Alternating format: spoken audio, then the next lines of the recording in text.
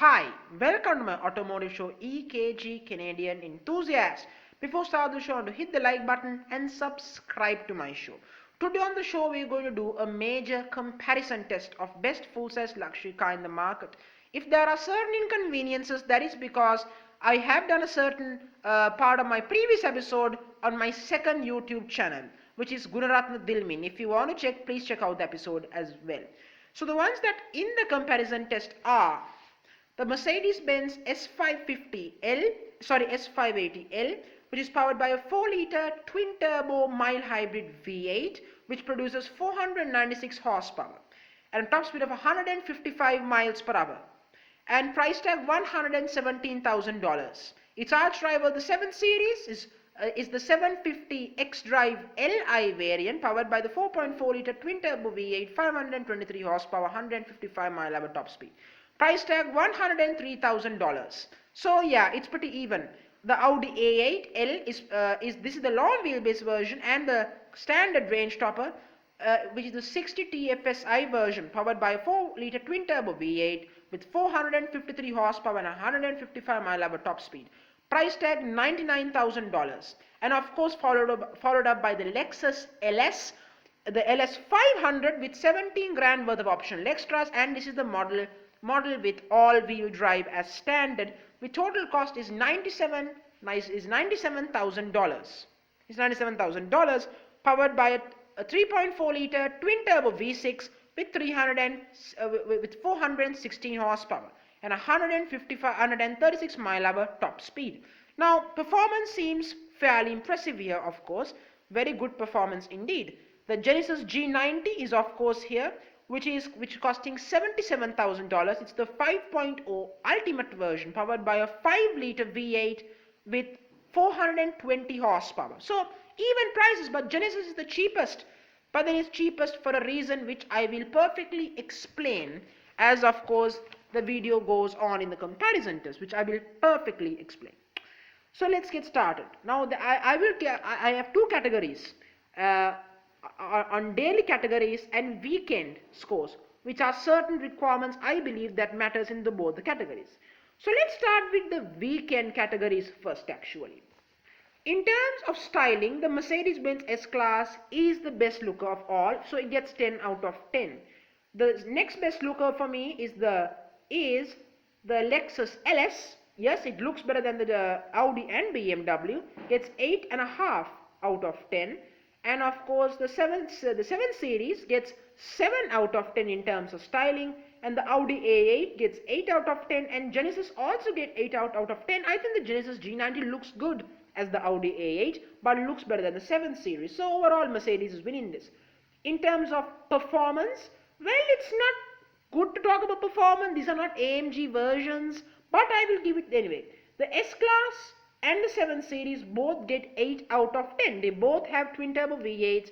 The one, of course, the Mercedes is quicker to 60 than the 7 Series, but overall general performance, they both get 8 out of 10. The Lexus LS gets 7, and then the A8 gets 7.5 out of 10, so which is also not bad from Audi. It's a little bit slower than the both of Audi and Mercedes, again expected. As I said with 453 horsepower. The Lexus LS gets 7 out of 10 with the twin-turbo V6. Despite the G90 having a V8, it's not much different. It gets 7 out of 10 as well. So overall, Lexus and Genesis is on a neck-to-neck battle. In terms of handling, again, why are we talking about handling at this point? These are not performance vehicles. Mercedes gets the lowest in handling for me, 6 out of 10. It's a luxury barge. What are we talking about? It's a luxury barge, obviously. BMW is the sportiest, so it gets 8 out of 10. The A8 gets 7 out of 10. Then the LS and the G90 both get 4 out of 10 because they are not sporting monsters. These are luxury limousines. In terms of brand prestige, Mercedes 10 out of 10, no question. BMW, unquestionable, coming with 9 out of 10. The A8 coming with 8 out of 10. And of course the Lexus LS gets 7 out of 10. It's been in the game for 30 years and it deserves it. Genesis, too new. It's too new to be a proven brand. So I'm going to give it a reasonable 6 out of 10. Reasonable. also I have included a category which is called, are these vehicles a future classic? That means, will these vehicles be considered as classics 10 years from now or 20 years from now? That's my question, and the answer for that is in terms of points out of 10. The S-Class is already a classic, so 10 out of 10. The 7 Series is already a classic. The A8 is already a classic, 8.5. And the Lexus LS is becoming a classic, so 7 out of 10. It already is actually. Genesis is not a classic. It's too new, 5 years in the game. It can't be a classic, 5 out of 10. So in terms of weekend scores out of 50, the Mercedes wins with 44 out of 50, BMW coming second, 41 out of 50, the A8 39 out of 50, the Lexus LS 33 out of 33.6, and the Genesis G90 31.2. So these vehicles are not weekend friendly, so I'm not going to go deep into the weekend stages in general. Let's get now to the daily scores, where are the daily issues. In terms of comfort and luxury, Mercedes-Benz is the king of luxury. What else is there to say? 10 out of 10. The A8 is better than the 7 Series in terms of comfort and luxury, obviously. Of course, that means 9 out of 10. Then the 7 Series gets 8 out of 10. It needs a new generation. It needs a refresh. The Lexus LS, of course, the Lexus LS gets 7.5 out of 10, which is unquestionable. The finest materials in the game. I won't question them, of course. The G90 gets 7 out of 10, so they are keeping up with Lexus at the moment. So G90, very good, but certain parts of materials are questionable, so 7 out of 10. In terms of technology, which is what the Gen Xers love, Mercedes is king, 10 points out of 10. BMW 9.5, of course, despite being an old interior, it gets very much up-to-date technology. Audi 9.4. Genesis gets 9 out of 10, which is again unquestionable. Genesis is really good in terms of technology. But in terms of Lexus though, 7 out of 10. It's still not quite perfect in my book in terms of technology. The Lexus LS needs to work on that, which they will in the future. Then of course quality, which is long-term reliability and quality of the materials. In that regard, Mercedes-Benz gets 9 out of 10. Material quality, full 10. But I give it as a total. So it gets 9, but long-term wise, it's not that great. But that's okay. Then of course, BMW and Audi both get 8.5 out of 10, which is very obvious why that's the case. Material quality, top-notch, but long-term reliability, questionable. Genesis, too new. I won't know what to say, so I will give it 8 out of 10. Lexus is being proven 10 out of 10. Its material quality is very good and its long-term reliability is unquestionable, so I won't even dare to question it. Then practicality, which is about packaging, interior space and boot space and rear, and of course things like that. Mercedes wins the day on that. 9 out of 10. It has the biggest boot and the biggest interior space, unquestionable. Audi comes second with the inch battle of 8.6 out of 10, slightly larger than the 7 Series, slightly larger. Then of course the 7 Series comes third with 8.5 out of 10. Ooh. Then of course the Lexus LS. Well, it comes very, very close, must admit. The Lexus LS gets 7.9 out of 10, which is almost an 8. It's big, but the interior packaging of the LS is a little bit questionable because of its slopy roof line. Genesis gets 7. Genesis gets a solid 7.5. So no problem for Genesis. It's big, but it needs to be bigger. And then of course fuel economy. Mercedes 6 out of 10. BMW and Audi both get 5 out of 10. Sorry BMW. Genesis 5 as well. Genesis 6 out of 10 actually, because it's a slightly more frugal V8. But Lexus is the king. It has the twin turbo V6. Who has the last laugh here? Gets 10 out of 10. Then of course value for money. It's questionable really. Mercedes is 8 out of 10. If you're buying the best of the best, you got to pay big money. But if you want the best value for money package, this class is not the best. If you are looking primarily at value for money.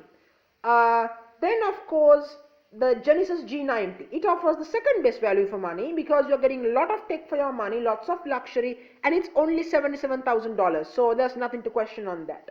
Then of course the 7 series offers, I think, 7 out of 10 because it offers good value. But with the 750 X Drive Li wear, I don't think it's quite worth the purchase. Go for the V12, but I'd go for the V12. It's the better purchase. Then of course the A8, it's not good. The V8 is good, but it's the Audi badge doesn't give you the full prestige in the German circles. Overall, I think 6 out of 10 because Audi lets you choose lots of optional extras. But then of course Lexus though for me is the best value for money. If you don't take $17,000 worth of optional extras, like maybe at 10 grand, you can have it for just 90 grand or maybe even 87 grand. So I give it 10 out of 10 for the Lexus LS, which is unquestionable. Unquestionably 10 out of 10 in terms of value for money for Lexus. So overall, out of the daily scores, S-Class wins the battle.